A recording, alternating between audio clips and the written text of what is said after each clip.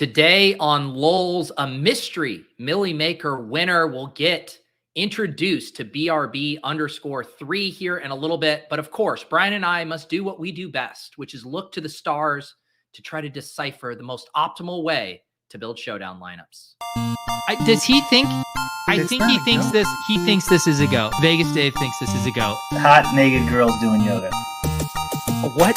Why don't you just win like a man? Random.org.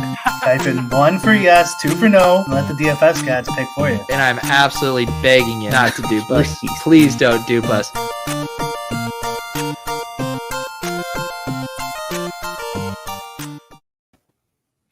The horoscope showdown lineups, Brian, we learned are a big hit. People are embracing this new game theory optimal way to win DraftKings showdown contests. Yeah, it makes sense, doesn't it? There's like lots of ways to stack the signs. Some signs are, more correlated than others. There's a lot of science behind this. Marcos, why are the dates on the intro from 1983? Because Brian and I have been podcasting for literally decades. I think we're on episode 14,000, I think we're up to now, Brian. Yeah. Let's see. Colby says, if I hear anything about horoscopes today, my crystals won't be able to contain my negative energy. Yeah, Brian, how do you feel about competing tools like this to predict the future? I don't know. It depends on, are there any results? Like, do you have any data to back up your contention, or are you just bullshitting, right? Like, this is science. Have you back tested your crystals is what Brian is trying to say. How was your week 4 NFL? Is the model coming along? Yeah, it's coming along a little 3, better.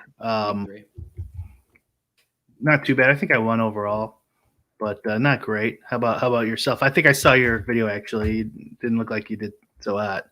No, I got dusted. That for some reason that was the most viewed Monday recap show that I've had on my channel and maybe ever. Really? Yeah. So I don't know what about it, how that got. I think there is just some element to misery loves company, and because the majority of people each week lose. I don't know, because I put the snowflakes on the thumbnail. I'm just trying to figure out why that video performed better than the other ones, but people love watching me just eat shit for an hour, I guess. Do you get does Roto Grinder still promote that show? No. That when I first started it, it was on the Roto Grinders network. Then they sponsored it on my channel. And then I said, I'm a big bird with big wings. And I flew off on my own from the nest. So yeah, I have no idea. Maybe it was the fact that I put snowflakes on the emoji and everyone was like, oh, I had a lot of snowflakes in my lineups. Who knows? I saw your other show, your other new show you're doing is getting a lot of views too. With JM to win on JM, Fridays.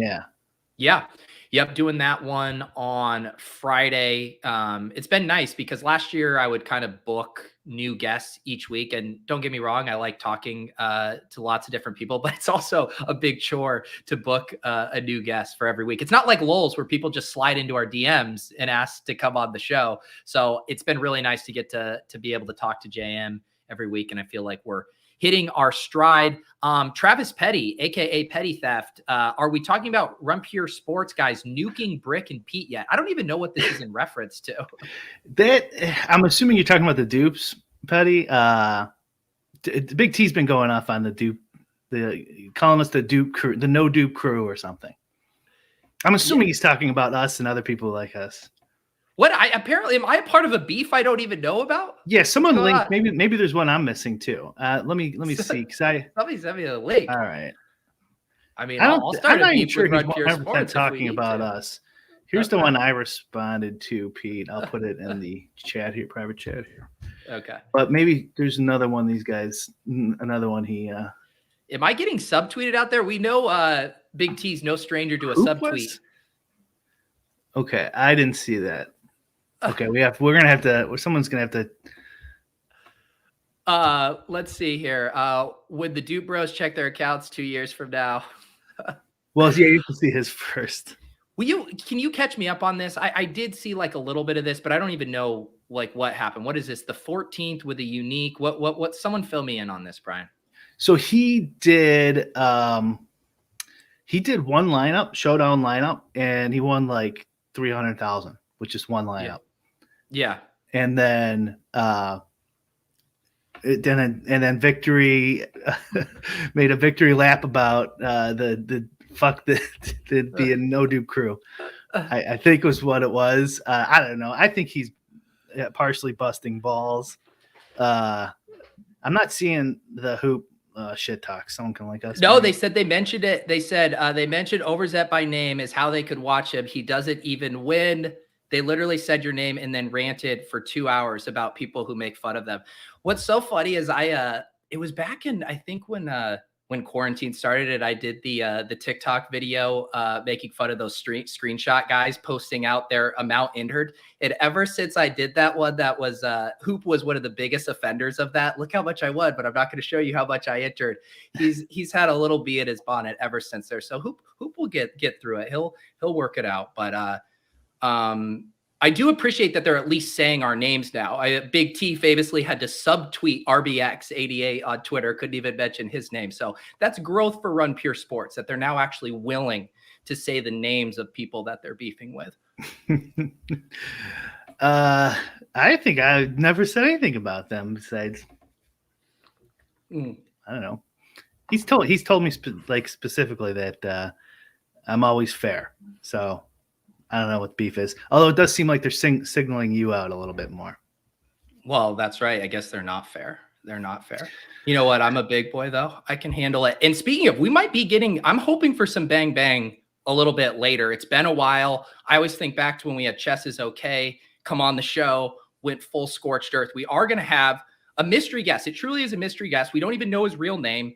Username BRB_3 took down the DraftKings World Championship in golf a few weeks back, and apparently has some hot takes for us, Brian. That's what we've been told. Yeah, I kind of want to stick on the dupe thing for a second, but can we do that? Yeah, of course. Okay, so I don't know. I'm reading some of the chat, and Pat's saying, whatever. Big T says he respect me, but they also nuked me. And it's pretty funny. I guess we're gonna have to watch I'll watch the show after if someone can link it to me. But like, you couldn't pay me to rewatch an RPS Showdown slate show. There's not enough money in the world. I want to hear someone talking shit. I don't know. It's kind of funny, but like if I don't get like how you could talk shit about like not wanting to dupe. It doesn't make any fucking sense to me. Like unless you do like the completely uncharitable interpretation, which is like I think I said this on Maddox Pod last week, which is like if you're gunning for like around 5 dupes, that's better than 1 because 1 is easy to get. Like you just put together shitty teams. Maybe I said it on this pod. I can't remember. But you could easily get 1 dupe team. You just make a complete garbage team. The goal is to make good teams with winners that you can get from Run Pure Sports, apparently. But dupe is least amount possible because then you don't split the money. Right? Like this is not fucking that. I love the Run Pure Sports marketing campaign the past 2 weeks is play the 70% owned defense in your tournament lineups and dupe the hell out of each other in showdown contests. I mean, an incredible way to build buzz, to subscribe to your site. Just completely optimal DFS theory there being shared from the big brains at RPS. If you know the winners for sure, like then some nights you probably shouldn't even play. Like, or let's say you don't know them for sure, but you're like really, really confident. You could be like, okay, but this lineup's going to dupe so much. If I divide it by the amount of dupes and the cost of entry, it's not even worth it. Or I should just play 1 entry or something like that. So like, other than that, like you should be trying to make the best lineup you can with the least amount of dupes possible. It's just fucking common sense, right? Like you don't even need to do the math. So there's a game type for people who do just want to play the best plays, and they're called cash games, right? I mean, if you want to jam the best plays, aren't there some great double up showdown contests on DraftKings? I have to imagine there are. It seriously, it is. No duping is just an extension of GPP strategy. Because you could just play your cash game in GPPs then. Why are you not playing your cash game in GPPs? Because some lineups do better in these formats, right? Just like not duping as much does better in these formats. It makes no fucking sense to me. Well, and it does go to show, it is like, if I were, if you were selling a tout thing, you are going to be right more often if you are touting chalk plays, touting the best plays, touting cash game lineups. Like, you are going to have more hits. The question is, what are you winning when you are right?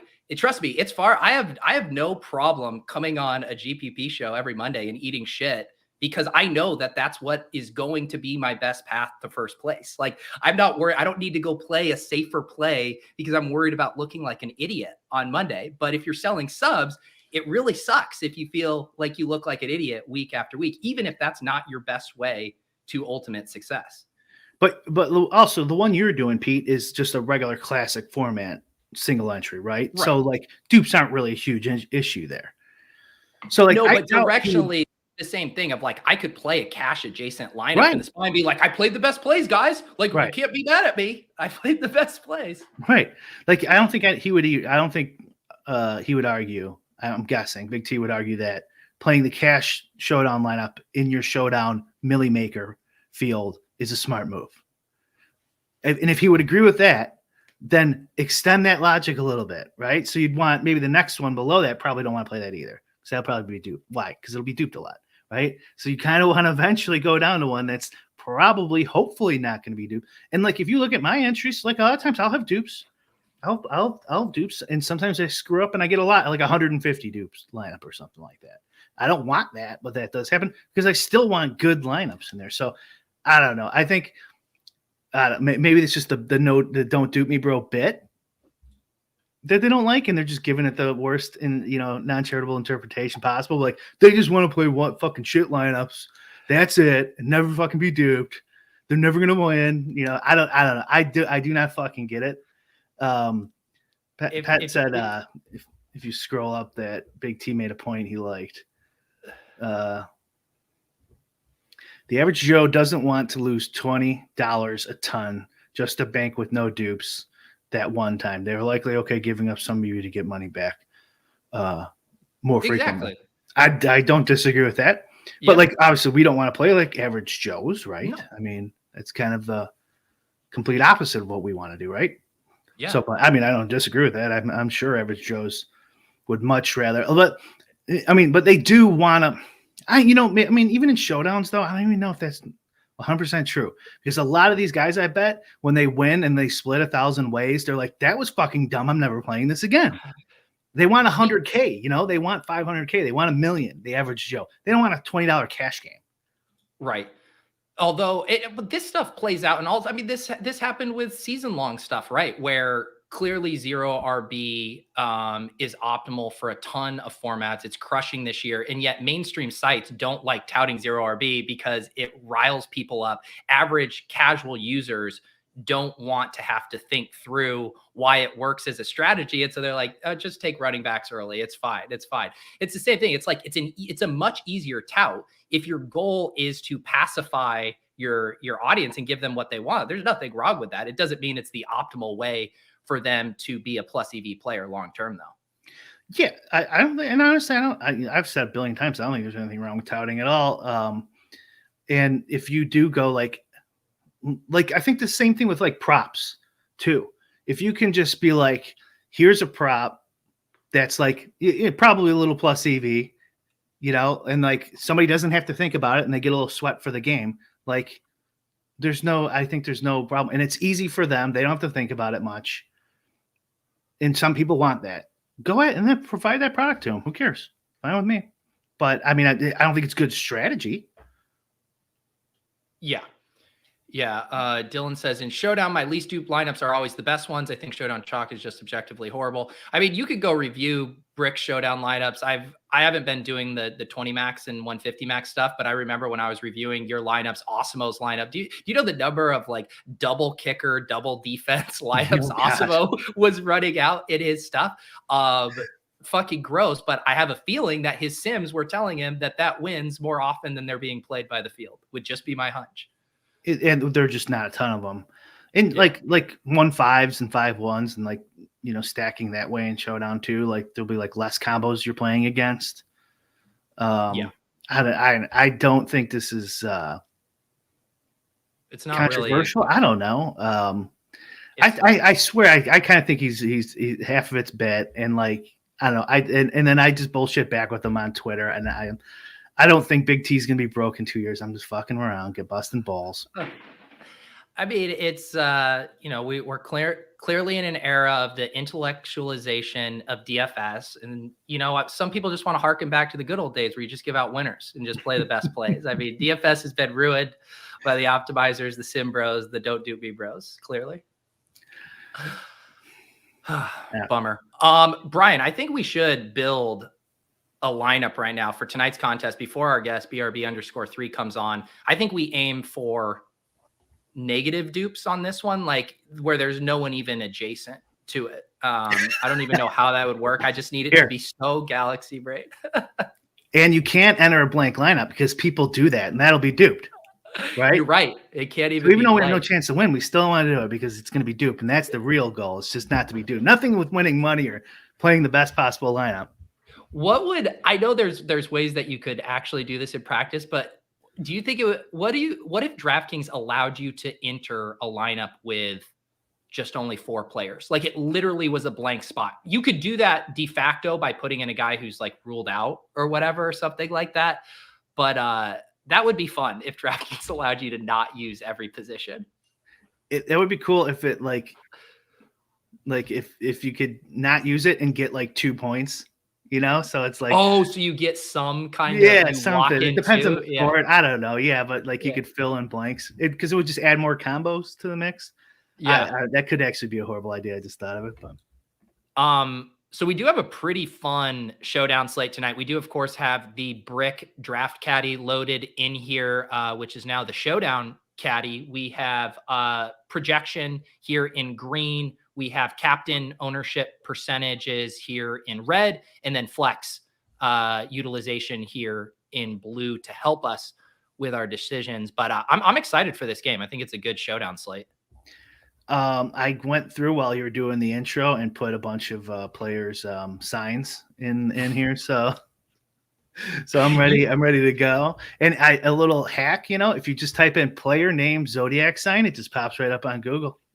Yeah, I mean, Cancer? DraftKings hasn't come around. We should be able to query in DraftKings by sign, I think. Right, definitely. So what have you seen, Brian? I mean, what's the aura? Everyone's trying to figure out Jamar Chase versus T. Higgins, Waddle versus Tyreek Hill. What do the stars tell us? Well, I did do a little a thread, Pete. I don't know if you saw it on stacking last week. Here, let me send it to you here.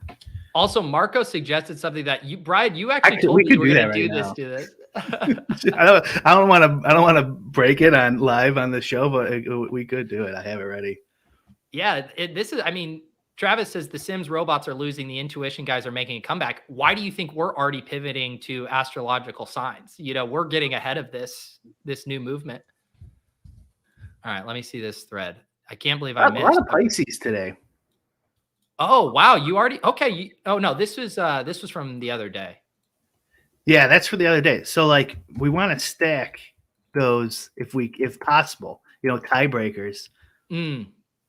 Oh, okay. Aries and Aquarius, there's never a dull moment between these two. Both signs are insanely adventurous. So these pairings, you're trying to say we might be trying to line up a quarterback pass catcher stack that triangulates these. Yeah, that's exactly what I'm saying, Pete. Okay, so let's do this. Brian, I'm going to look up birthdays. You're going to tell me. So Joe Burrow's December 10th. I have it ready to go already. Oh, you already have it? Okay. Yeah, Burrows is a Sagittarius according to Google. So we don't have any good correlations with Sagittarius. What about Tua? Tua is a Pisces. Pisces. Again, we don't have one of these smash correlations here. What about the pass catchers? Give me T. Higgins. T. Higgins is a Capricorn. Capricorn, still nothing with the Taurus, Cancer, Gemini, Aquarius. How about give me Jalen Waddle? There's just no good stacking opportunities today. I know, and this is kind of funneling me toward a unique build, I think. Waddle is Sagittarius again. Wow. What about two signs together? Except Waddle and Burrow on the opposite teams. What if the play is, if we have no correlations between these QB pass catchers, what if it's like playing the running backs from both teams? Give me Joe Mixon's sign. Do you think because everyone's probably doing this exact same strategy that it's more, we'll get less dupes by not actually stacking signs? Mixon's a Leo. Mixon's a Leo. What's Mostert? Raheem Mostert. Mostert is a Aries. Aries. Okay, we're finally on to something. Aries and Aquarius. Can we find an Aquarius? No other Aquarius today. There isn't. Well, let's do Alex. I haven't, some of these guys who are barely supposed to play. Let's see here. Alex Ingold's a Cancer. He got a touchdown on Showdown slate last year. Yes. Okay. I don't think we're going to be able to stack any signs, Pete. Paul's actually worried about this too. He says his min one PC's too jockey. And yes, I know I keep saying Reese's. It is, but I like saying Reese's Pieces. Are you guys not factoring defensive players? And the thing is, you have to distribute their signs across 11 different players that are on the field at once. It's just, I don't know if it's weighted as heavily, Brian. All right. Well, why don't you tell me, since we got only 8 minutes left here, why don't you tell me a guy you thinking about playing, and I'll get his horoscope. Okay. I mean, tell me Tyler Boyd. We haven't talked about Tyler Boyd yet. He might go a little under the radar. Tyler Boyd's a Scorpio, so let's read the Scorpio's horoscope today. Yeah, let's get this.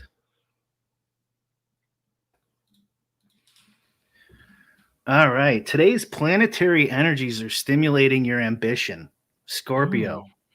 Issues connected with your professional life may be very much on your mind. Got a game tonight, of course. You could plot out ways to further your career. Perhaps you seek a promotion in your current business, or you could be thinking about looking for another job entirely. This is the ideal time to put your specific plans into place. It sounds to me like Tyler Boyd's going to be stepping into a bigger role tonight, Brian. Yeah, he's going to have a big game. He's clearly, that's a good play. This is a nice play. All right, so we have Mostert, we have Tyler Boyd. I'm just really struggling to find a smash correlation for this captain spot, Brian. I don't know. Can you read me Waddle's horoscope for today? Okay, Waddle's a Sagittarius. Yep.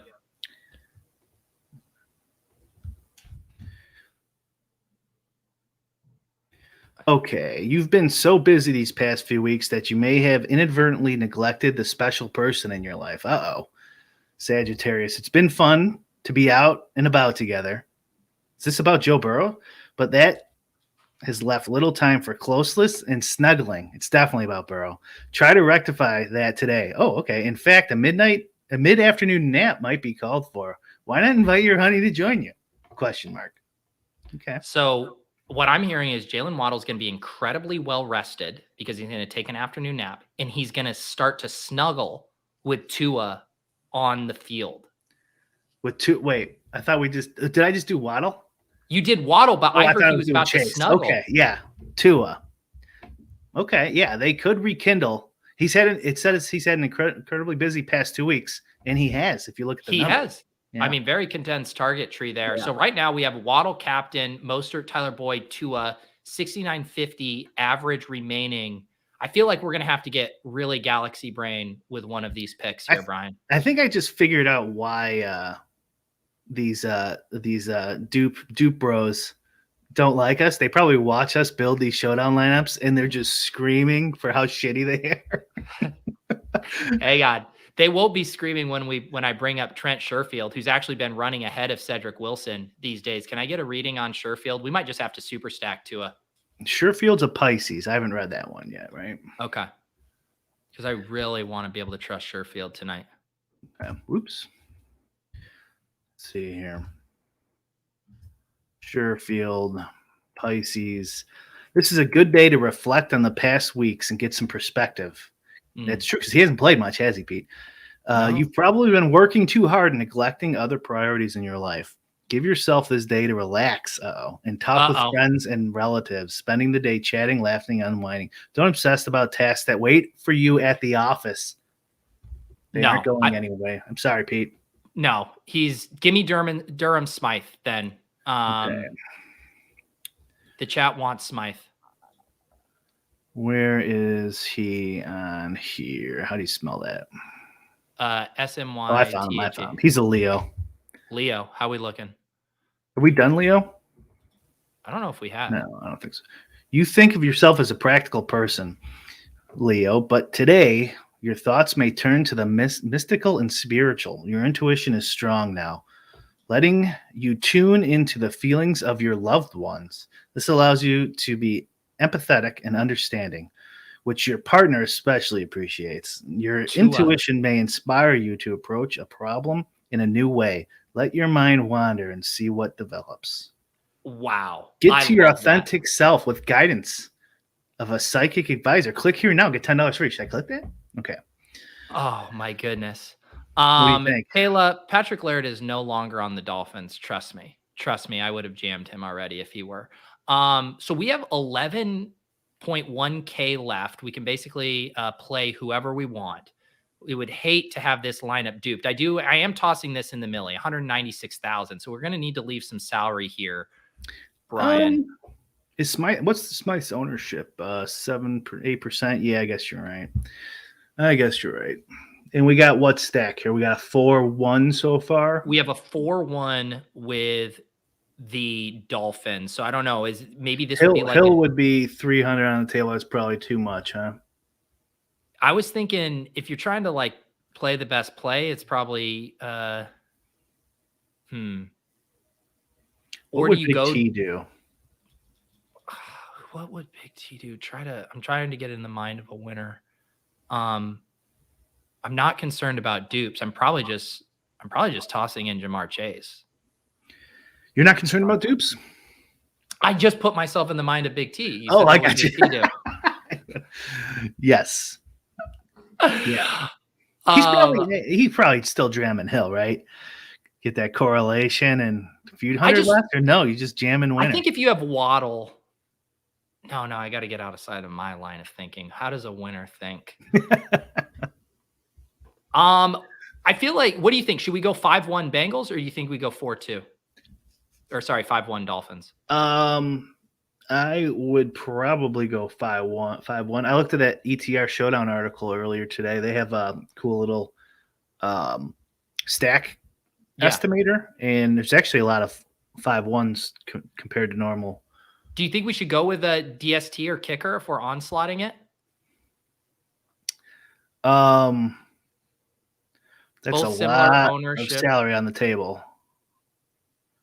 Brian, what do we do around here? We build shitty lineups that are not duplicated. Yeah. What about what's ski? Let's read their horoscopes first. Okay. Our guest is here though, so we are gonna have to get a land the plane on this horoscope build. Well, hold on. Don't bring him in yet. Just let me read the Scorpio. Come on. Can you actually look up Chase Edmonds? Because I do like this thought. If we're onslaughting the Dolphins, I don't think a lot of people are going to play both Mostert and Edmonds. He's mine. He's in Aries. He's going to show this works for both of us. Don't plunge headfirst into work, Aries. The cleaning and tidying up can surely wait for another day. Today's energies indicate that talking with friends and family should be your main priority. Considering spending the afternoon doing activities with your kids, hire a babysitter for the evening. I don't like that at all. No Chase. Sorry, pal. Can't do that. I'm leaning Dolphins defense or Sanders here, Brian. Dolphins deep. Okay, done. Don't dupe us. Absolutely don't dupe us. Actually, everyone dupe us. Change your avatars to lulz, and collectively as a community, we can celebrate this big win. That would be kind of funny. All right, it's BRB_3. We don't know your name. Do I have to call you BRB for this entire episode? You can call me Ben. That's my name. Okay, Ben. And is this your first DFS content appearance? It is. Yes. Can you guys hear me okay? Yeah, we got you. Sweet. Yeah. First little reveal here. Thanks for having me on.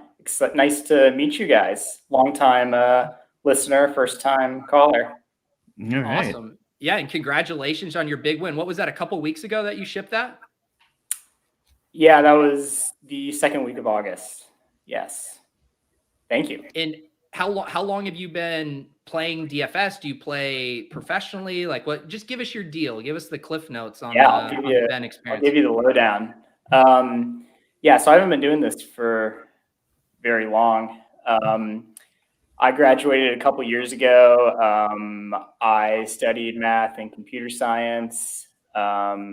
Big math guy, like quantifying like systems in the world using math. That's like what rustles my jimmies. Like that's what gets me going. So yeah, I started off just like most people with like fantasy football and season long stuff. But what kind of got me into DFS was when they released DraftKings tennis. I played tennis my whole life competitively. Like I played in college and everything. So like that and math are like kind of my lifelong passions. So when I saw that, I was like, oh, I gotta see what's good here. So I was in the tennis streets for a while, successfully, I would say, for like 2 years. First year, I was kind of just looking at the odds and running an optimizer and stuff like that.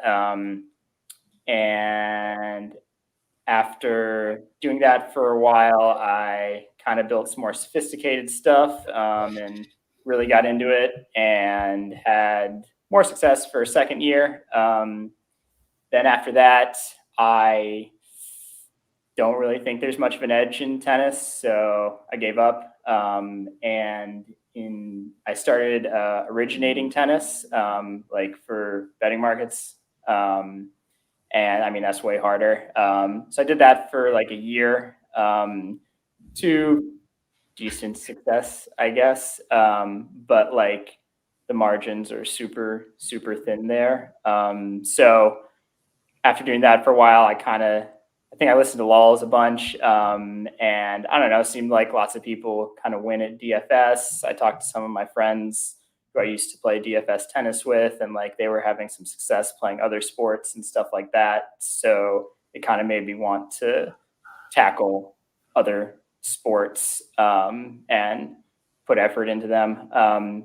So that started about last year. I started with like a little bit of NFL, but then since then, really, it's been golf for me for this year and a little bit of baseball, and now NFL again this year. So yeah, it's been about a year of kind of taking it seriously and caring a lot and betting meaningful amounts of my net worth, I guess, into DFS beyond just the old DFS tennis streets. So you play, what's your main sports then right now? PGA, obviously. Yeah, and NFL. Yeah. Baseball, I don't know about, man. Like baseball took me a lot longer than I wanted it to take me. And I actually had a lot of success right off the bat. Like I won the main GPP, like the second day I rolled out my model. I was like, oh, wow, this is great. But I mean, I don't think that it's as great as it was when I started. I think I ran pretty hot. So right now I'm actually not playing. Some of my stuff broke, and I focused on getting my NFL stuff ready instead. Baseball. Yeah, like, I'm not like a pro or anything. Like I have like a full-time job, like doing math and computer science stuff. Like, you know, I mean, I aspire to make a lot of money doing this, but you know, it's really just a big side hustle for me at this point. You could say the chat sniffed that out from a mile away. The fact that you don't look like a basement dwelling mouth breather. So congratulations on looking so presentable on this show. Yeah, I guess that's a big deal. I'll tell my fiance that she'll know that I did. Oh, let's go, baby! Wait, Dude, don't dupe me. Oh, God. Don't dupe me. No, I can't see what you have. Coconut. Coconut, dude. No. What? Oh, thank you for not duping me. Oh, what a fish play. So what do you do? Or how many, like, what is your balance? Like, are you progressing toward, doing this full time, or is this still just going to be a side gig for you? I mean, like, guaranteed income is pretty nice. So I think that things would have to go extraordinarily well for me to give up what I do, particularly like with remote work. It's easier for me to make lock times and stuff like that. Like since I have kind of I don't know. I mean, my job's not that stressful, so it makes it easier for me to balance things. Yeah. So. If you could, I'd keep it. So you came into my DMs pretty hot. I guess I did. Release the DMs. How hot? Yeah, no, don't do that. Yeah, so don't do that. Yeah, so the main reason I wanted to come on, other than the like potential once in a lifetime opportunity to talk astrological zodiac modeling with you guys, which I'm pretty disappointed in. Like, I came into the show and it seems like I missed that part. Did I miss it? Yeah, you did. When we're having a first time guest that hasn't done a face reveal, audio reveal that we know nothing about, we got to feel you out. If I book you for an hour and you're just a complete dud, then that's on me as a producer of this show. So you got the half hour slot, but you might be able to work your way into a full hour appearance if you provided you win another Millie. You do have to win another Millie though. Yeah. Noted. Thank you. Yeah, so I wanted to talk about a bit of a little a grievance that I have with the DFS community, I would say. Okay. Like, I'm super new to kind of the competitive scene. Like I mentioned, I've kind of been trying at scalable advantage play for like a year or so, kind of taking it seriously and only for that long. But what I've noticed is that people for whom DFS is like a real source of income, I think they're like way too nice to each other. Like, I think that the hand holding that goes on is like absolutely out of control from my perspective. Like, when I see people talk about like different things together, sometimes I feel like it's like I'm watching like a Care Bears or like Teletubbies episode. Everybody's holding hands and talking about their process, like skipping through the clouds. Could you give an example, the hand holding thing? I mean, I know what hand holding means, but not in this context. Yes, absolutely. Yeah. So what I mean more specifically is that like I see people give up edge like it's just absolutely nothing, like not a care in the world to them, like doesn't mean a damn thing. And like these interactions, they kind of just like blow my mind. Like, to be more specific, I guess my frustration and confusion is with theoretically advantaged players talking very publicly about their process and giving up edge directly related to their process.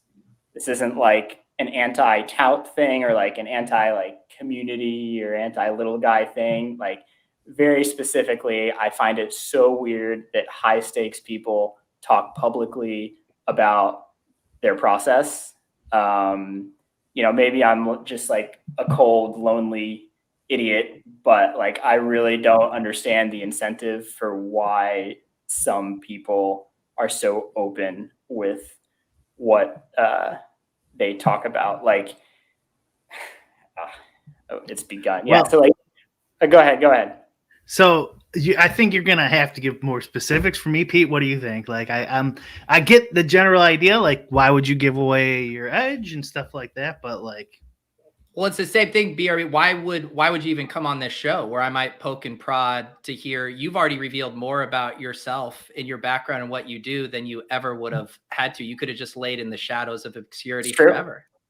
It's true, but I don't think I gave anything up about my process. I mean, you can ask me any question you like. It doesn't mean that I'm obligated to answer. But yeah, I mean, I guess the reason to actually come on is because I think that this type of thing, which I'm happy to go in more depth on, like I think it actually hurts the competitive DFS landscape. I think that it's really bad for the lifespan of DFS. And I think that some people maybe don't realize it, or like, this is just my opinion. Like, you guys can totally tell me I'm wrong, kick me off your show. But like, I just think that this type of thing, which we can talk more about, is just bad for the lifespan of DFS, which is clearly like a contentious issue.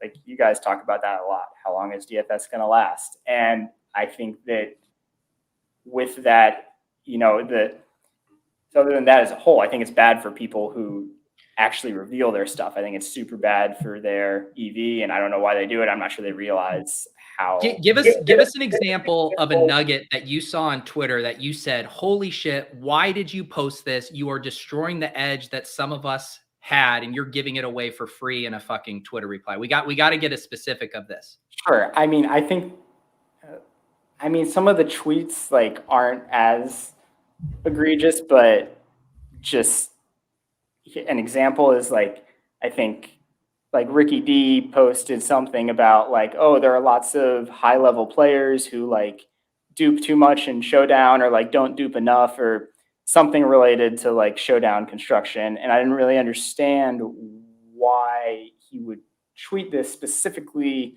calling out other high level players, almost informing them that he thinks they're doing something suboptimal. I mean, I agreed with what Ricky D said there. And, I mean, that's a very minor example too. I think that it's more when people actually talk about their process, like on podcasts and stuff like that, that gets me going a little more. I mean, Brian, I can ask you, who do you think the number one offender of this is, if you had to guess? Who? I love how you came on here to bang bang and are trying to get Brian to do the bang bang. You don't have to. I just think that I bet that my guess. Brian's alluded to this before too. No. Brian's alluded to this person before too, maybe being guilty of this indiscretion. Oh, so. I think I know who you're talking about, but I'm doing a bit instead. Clearly, it's Big T, because he just hands out fucking winner after winner. And so, that why would you just hand out winners to all these people that no one's win? No, but here's an example. Like the Big T thing, the Run Pure thing. Like, I don't understand why serious people like rag on them. Like, I think people rag on them in a serious fashion, like tweeting out all this hate at them. Like, oh, you guys are so stupid. Like, this is like, you're duping so much. Like, worst strategy, nobody sub to Run Pure. Like, if you actually believe that, like, why are you telling the world this? Like, if you think their stuff sucks, like, go send people there. Like, you're like, it's a peer-to-peer game. The whole concept is to extract money from the people you're playing against. So like, if you think somebody's giving bad information and you really believe that, I'll tell you why I think it's because it's political, because they're non-apologetic conservative Trump supporters. I think a lot of people hate them for that. That's my. Is that a bit, or are you being serious before I respond? I'm telling you, and that type of shit triggers a lot of people these days, and they go, okay, that's the conservative DFS company. Fuck them. I mean, that's a leak though, right? Like, I mean, if that's true, like, yeah, all political emotional things like that are leaks in your life. But yeah. So Ben, one thing I would say is like, everything you're saying is true. And this has been brought up for ages, right? Why would anyone tout? If you can beat the games on your own, why would you share your secrets? Why would you do any of this? Same with even Brian. I mean, Brian could have stayed in obscurity. Like when he reached out to me a couple of years ago to do this show. And it's like, why would Brian do this? And not that Brian's giving away his secret sauce here, but like, there is more to this than just grinding every possible edge. Like, you just, is like pure human psychology, wanting to interact with others, chasing clout, sense of community, wanting to have camaraderie, all of these things like supersede that. And people much care about being right and winning in the court of public opinion on Twitter than they do even whatever edge they might have. So there's just an entire element of human psychology at play here. Yeah, I mean, like I said, I could be off base, but I don't know. I felt like talking about this. What was I going to say? I think that one distinction, though, you said the tout word, and like my position isn't anti-tout because I think touts are fine. I think that what most touts sell and bring to the table is information in various forms. Like predominantly, it's projections and like yeah, I guess that's kind of the primary content you find out there is projections, player choices, like, oh, this guy's under owned, but I'm looking at the projection, so I'm going to play him. Like that's fine. Like that's great. I think that the differentiating factor is when people who are like making real income doing this actually talk about the minutia behind their process. So like my number one offender for this, since Brian didn't want to admit that he probably knows who I'm going to bring up. Probably is what you're Absolutely. saying. Yes. No, number one. Friend of the show. So like so one thing, like nice guy. Like I met him at the golf final, like super nice. I enjoyed talking to him. Like I respect him a lot. I think he's very smart. I think his process seems good. I enjoyed talking to him. Would love to talk more with him. But like I mean, like you want to talk about like galaxy brain. Like I don't really understand the like world tour that's gone on. There are other motivators and values in life than just pure EV degeneracy. I mean, like he said, even on this show, he likes when people think he's smart, and I agree with him. I like who doesn't. So like he's a performer. He's a singer by trade. Like you get a reaction out of the crowd, just like a comic gets a reaction. They love it, and who wouldn't? Who wouldn't want to be funny and smart and an excellent musician and have the admiration of as many people as possible, and that has subjective value to it. Absolutely. Blender said earlier in the chat here, like a big part for him is he makes money off of it, and somebody's going to do it anyways. And you're a little young, but like this is mimicking poker. Somebody's not going to do it anyways. People bringing unique ideas to the table and sharing them very publicly for the entire community is not the type of thing that somebody's going to do anyways with review, like some of the stuff. I mean, I'm telling you, it's mimicking poker, like to a T. Like back in the day on 2+2, there were a whole bunch of strategies that were out there. It wasn't all game theory, and people battled, and there was arguments, and they were giving it away. And some of them were right, some were wrong. They called each other donkeys. There were sides being made. There were groups of people. There just wasn't the content like there is now. So I think that is an important distinction. Like I could like thinking about myself and like younger people, which I'm kind of surprised you're not on this board, is bandwagon. Is I feel like for younger people, producing content is just second nature. And so like when you do something like this, it's just what everyone does. And so everyone kind of does it culturally. So like, I know DFS tends to be older in sports in general, so it's not there yet. But I honestly, I think it was gonna happen either way, and it did happen in poker either way. And then after Card Runners came out, there was a big push for a bunch of content to come out that was actually pretty good, and eventually GTO, and then the games were dead. I mean, most of that had to do with shutting it down, but there's a lot of subjective value for the reasons people do things. So like, understood. And that's fine. And like, I'm not claiming to be right or wrong. I just want to profess that that my values clearly do not align. So it confuses me. And I think that I think one thing I'd add though, is I feel like people underrate how much these decisions impact their EV.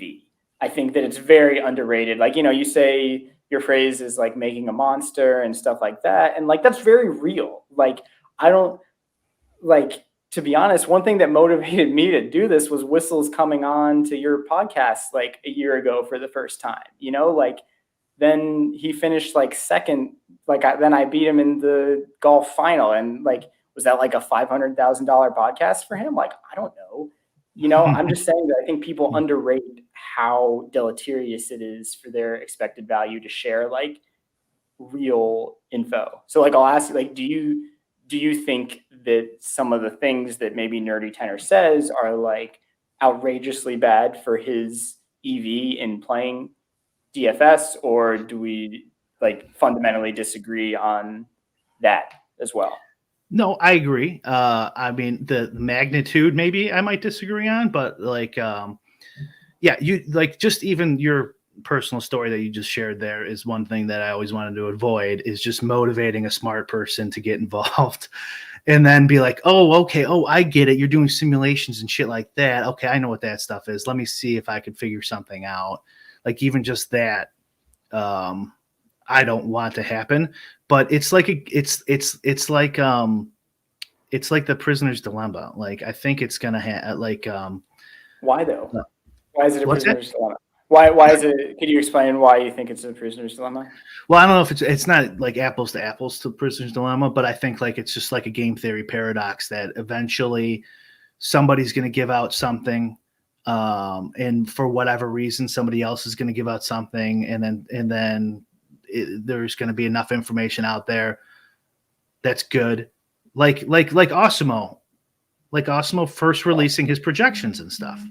Like that changed things big time because the floor was raised at the very least. You could just take his projections and go to an optimizer and be like, okay, here's some good lineups at least. It might not be correlated or some shit, but now all those dead hand-built lineups are, not all of them, but a percentage of them, because he was doing. So then instead of him doing it, somebody else is then our RotoGrinders has to up their game. They have to hire more people. And then ETR is like, well, let's get in now. Let's get in. Let's start doing this now. And we'll hire people from Daily Roto, blah, blah, blah. Just keep down the line.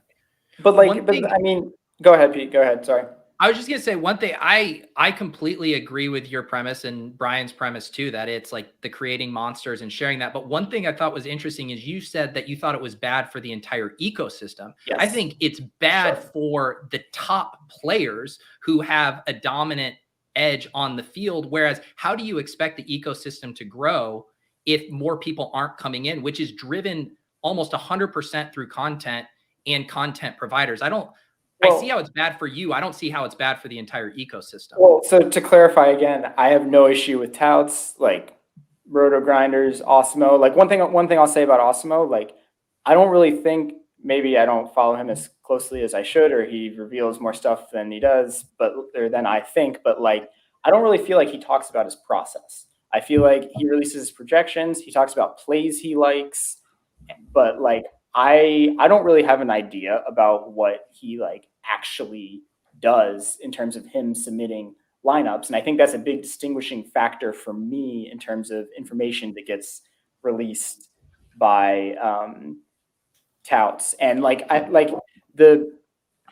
Pete, you just said how, it probably impacts people on the higher end, but like, yeah, I mean, I guess I feel like that's my point, maybe. Like that just increases the hourglass ticking in terms of people being able to win. That's kind of how does another monster being created on the high end affect the 90% of the player pool who isn't playing anything even over mid stakes? That's a good point. Maybe it doesn't. I mean, I do think there's I don't think you want grinders either. Like grinders in poker wasn't that bad because there was rake back most of the time. Or even when they stopped doing rake back, like at Poker Stars, they still had some like decent rewards, like way better than DraftKings. So like shady grinders who were like break even with the rake or whatever weren't the end of the world. Where in DFS, they're kind of a problem because rake's so high. So because the other thing too, I think, Ben, in why, and I'm not even, let's even separate the word tout and let's just say like content around stuff, is you've seen poker go through this evolution too, where it was like, we used to have the Doyle Brunsons and the outsized characters. And it was for like 5 years, everyone's like, how do we fix poker? How do we get people into poker again? And what did we have a renaissance around fucking poker vlogs and people just showing how fun it is to play. And I do think there's a legitimate risk with DFS getting solved by simulation stuff, that if there isn't content and there isn't stuff at least selling the story that you could become better, and it'll be fun to do that along the way, that the ecosystem will dry up on the other I end. agree with you, but I'm not against anything you just said though. Like, I think content's great. Like, I want to be clear. I feel like I'm repeating myself, so I'm not communicating it well, but like, I don't have an issue with content and like, valuable information you share, Pete, like on your streams and stuff. Like, I think they're great. Like, I think they're great for the game. I think they're great for. We'll give some specific no-nos. What are the no-nos then? What are like, don't do this. Talk about the exact things you do in your process. Hi, I make real income doing this. Here's some of the precise, unique things I bring to the table for constructing lineups. Okay. Which is different than saying, hey, like I'm looking at the projections, like product ownership, like loans, lineup, like that's not. Brian, do you understand the difference that I'm trying? Sure. I'm trying to think though, like I consume a lot of this content, and like what I've noticed over the last few years is if you do that, like a lot of the good stuff is actually out there if you search for it. And so like, it's not like it was in 2015 or 2016, 2017. And so like, you might say like, hey, Brian or whoever, why would you say that?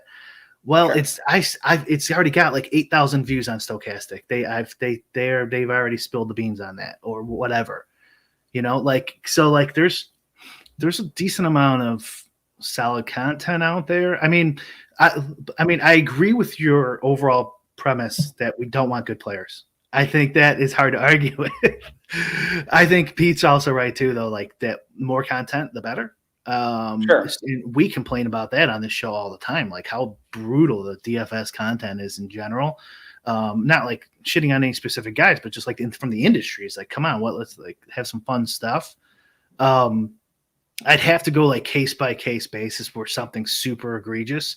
I don't think anything Nerdy Tenor has done is that egregious. Like, dude, I disagree. Like, I went to this live final and like everybody I talked to knew what Nerdy Tenor does. Swear to God.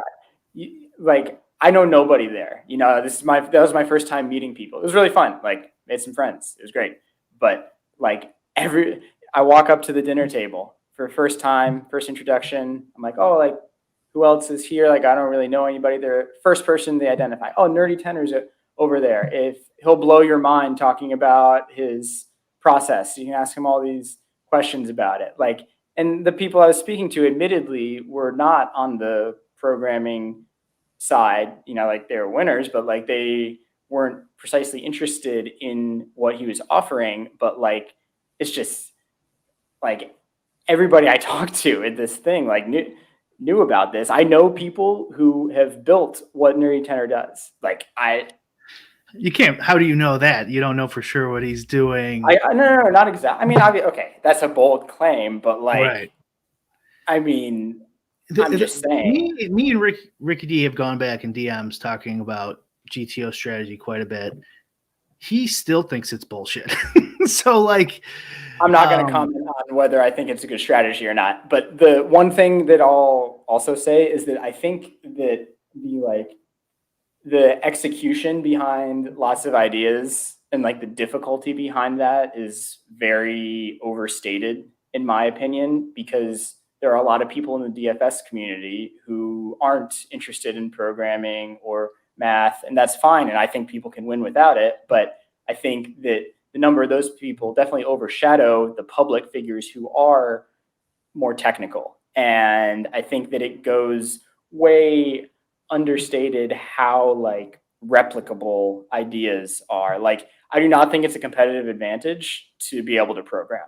It's like, it's 2022. Like there's a reason you can Google and there are 10 million resources on how to learn how to write Python, how to learn how to write R. Like, all that information to learn how to program is out there. Like, the unique IP, the unique value, the edge is in the conceptual ideas of how to attack DFS. So like, to be honest, one thing I'll add, other than my altruistic or more self-serving goal of trying to stop people from creating monsters is like, I find it like insulting when people are like, oh, nobody would be able to do this. Like, I'll tell you this, like, no, like, but it would take anybody too long to do this. It's like, people that say that, like, wake up. Like, no offense, but like, people will always me too. Everybody does this, overrates the unique skills they bring to the table.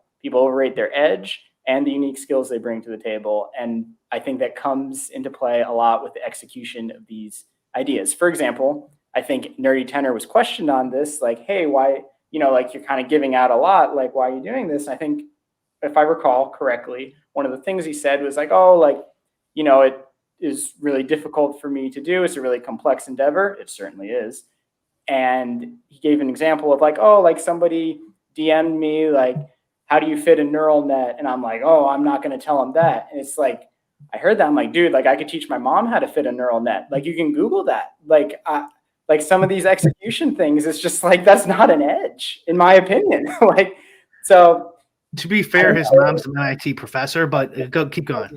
I bet she could as well, No, I was talking about your mom, but so like, I don't mean any shade. Also, like, there's no shade. Like, this is out of respect. If like, this is out of a respect thing, not a disrespect. We were hoping for shade, to be honest, but the only shade apparently was thrown at the two of us before the show. But the idea, I've said this a bunch of times. I completely agree with your rant there, where like, you don't want, it's like the Pareto principle in practice. Like, 80% of the outcomes are from 20% of the people. It's like the same thing in DFS. It's the same thing everywhere in the world, basically, in any sector, where most of the people, most of the outcomes are going to be produced by a few amount of people. So like, we don't want any of those 1%ers gobbling up all that equity. And so like, if we would have had one every year and now we have 2 or 3, that's still bad. That's still really bad. I mean, I agree. I agree with that. I don't argue with that. I'm just arguing with like the magnitude, whether you can stop it. People's motivations are different than yours. And like, we have no right to like say, hey, he just wants to be loved. And so what? Sure. What would your thought be, Ben? Let's just say hypothetical Nerdy Tenor came out and he said he was going to offer this neural net masterclass or whatever you want, how to run your own simulations. And he charged $2,500 a pop for access to this course or whatever number. Like, would that be more okay than giving it away on Twitter in your eyes? To be honest, yes. Like, I think that, but that's just my perspective. Like, when I look at it, I don't understand the incentive behind the way information is revealed. If somebody wanted to charge a lot of money for that, I understand why people tout. I understand why people who are like decent at DFS tout, because it's free income. Like, it's zero variance income. So, if people come out with bigger and better products that cost way more money, like, my only thing would be like, understand what you have and like, charge a lot of money. Like, if you're if you're actually releasing, like, understand the value of what you're doing and the upside associated with this, such that you don't give it away for free for. It's a funny thing too. I was just listening. I think The Ringer has this new like long form podcast, and they did an episode about Rufus Peabody, someone we've had on the show before too. And he had those quotes in there, and he said it in other places too, where he was like, it was such a lonely endeavor doing all of this stuff on my own. And Brian's expressed similar thoughts. And then going back to Brian's stuff about wanting to be known as a smart person and being praised for that. Like, Rufus isn't even, he doesn't have any shame around that. He was saying like, I wanted to be known as like, I have this sick process and I want the clout and the glory that comes with it. And it does really seem like, and I'm guessing, I don't want to speak for Nerdy Tenor, but I'm guessing the calculation he feels, even at the risk of creating a monster, getting to feel that kind of clout is probably worth more to him in that calculation he's making in his head, would just be my guess. Fair enough. One thing I'll say is like, also, I think privately sharing stuff, like, if like Brian, if you and Nerdy Tenor DM and he freaking sends you the code to Sims, like, like whatever, like, that's his choice. I think it's more my criticism comes from the public display of these things. And from my perspective, the underrating of the consequences of that in a very public manner. So yeah, I would also say just for like my theory on this is going to happen anyways. I think you kind of prove that by just saying there's no way to stop it, right? So then it has to happen. There's no way you can stop it. There's no way we can stop it, right? So it's going to happen. Markets will become more efficient, but that doesn't mean you want it to happen faster. Like it's an hourglass, No, I'm right? saying there's no way to stop that part of it. Like the nerdy time, there's no way for you, right? Like there's no way for us to stop any of it. So it's going to happen. All of it, from the nerdy tenors to the market becoming more efficient. Maybe this moves the needle. I don't know, like, we would have to have a pretty. I'm trying to feed my family. Like these people are trying to feed their families, and it's just listen. We can't even popularize the idea that not duping a ton is a smart idea. Okay, we get a fucking pushback on that. And Brian used to be mad about me making "Don't Dupe Me, Bro" a bit. Brian was worried about that. Yeah, I was, and then it was so popular. It's like, fuck it, let's just keep fucking talking about it. Yeah, no, you're the one tweeting about it all the time, Brian. Because the cat's out of the bag. I do have to power this one down because I got to get going here. But Ben, appreciate you swinging by. I assume what you're saying is if people follow you on Twitter and then hawk kind of your replies, they'll be able to find all these breadcrumbs to your process that you'll inevitably absolutely. leak out. No, I think I just troll a lot on Twitter, but yeah. No, it was good. I think. Yeah, no, and I never want, even if we're pushing back or don't fully agree, like these are the conversations that are legitimately interesting. Like some people don't want to come out and say this stuff. So we had an incredible time. We didn't agree with everything Chess is Okay said when he came on here. That was a wild, fun ass interview. People are going to enjoy this. If there are other people like you out there lurking in the shadows that have hot takes they want to get off their chest, Lulz can continue to be that clearinghouse. So we appreciate you, Ben, for coming on. Brian, any other housekeeping notes before we get out of here? No, nothing. I got one thing. You mentioned Chess is Okay. What did he say? He said that in an interview somebody did, maybe it was Sahil. I'm not familiar with these old guys. Somebody said one line in an interview, and Chess said that changed his entire DFS career. And to that day, he would not tell you guys what that line was. I'm just saying, it's as easy as. But then he got run out of the DFS world. He's a venture capitalist now, so it works itself out. DFS, guys, this was fun. I appreciate it. Quit playing DFS. Yeah, you're not exactly. All right, guys, we are going to get out of here. We'll see what we cook up for you next week. Good luck in the showdown streets. Good luck, reviewing the astrological signs, and I'm rooting for the Lulz community to have a 250 lineup train at the top of the leaderboards tonight. We'll see you guys next week.